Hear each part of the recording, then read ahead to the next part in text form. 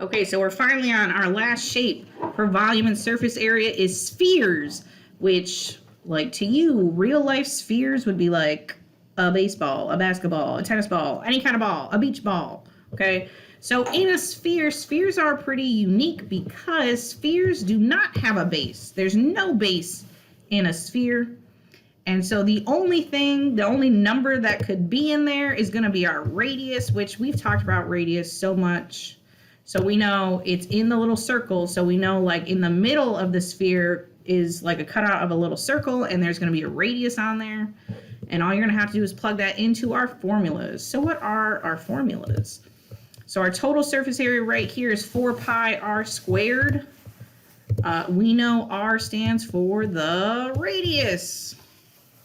So we're going to put radius. Awesome. So whatever the radius is, you put it in, you type it, you get a number. You round to the nearest tenth. For volume, our formula is 4 over 3 pi r to the 3. Please notice that's a 3. So when you type it in the calculator, make sure you put in a 3, not a 2. And we know that r is still radius. Okay, great. So we're going to use the formulas to get an answer. So number 1, find the total surface area. So I underline total surface area. I write the formula. This is a sphere. So I'm putting 4 pi r squared. What's my radius in this picture? It's a 13, so I'm going to label that r. I'm going to plug that in to the radius. So 4 and pi are still there. And then I'm plugging in 13. 13. And it's squared. So I just type this in Desmos. Okay, and here we type 4 pi parentheses 13 parentheses squared. Oh, I get this big number. I round to the nearest tenth. 2123.71.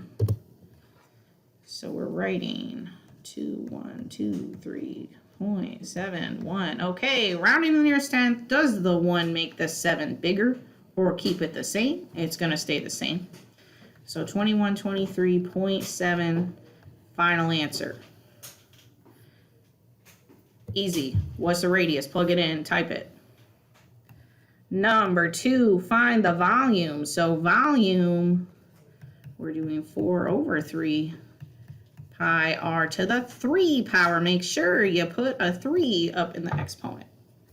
What is our radius this time? Oh, I'm looking in the picture. It's a 53, so I'm going to plug that in right there. I'm going to drop down. My 4 over 3 is still 4 over 3. The pi is still pi. But for r, I'm putting a new number, 53. And I'm putting it to the 3 power. So at this point, we're typing this. Let's look at Desmos. Here we go. So we type, that is not it. We type 4/3. And then we type a pi, and then parentheses, and then 53, and then parentheses. Now, how do I get a 3 in the exponent instead of the 2? Well, you could press Shift 6 and then type 3. You could push A to the B. That raises it to an exponent, and then I just type the number 3. Okay? So make sure you type it with a 3 in the exponent. Now I got a big number over here. How can that possibly be right? Well, it is. Whatever, like I put it in right. It cannot be wrong.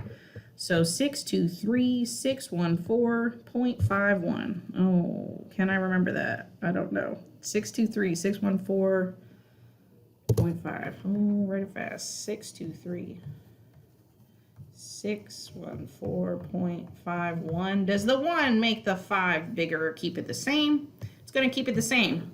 So final answer, 623,614.5. Like 53 was a big radius. You're going to get a big number. Don't worry about it. Okay? So that's pretty much it. You're just plugging it in. Easy. No like big B that I need to figure out. Okay, so you're going to go ahead and start on the formative right now.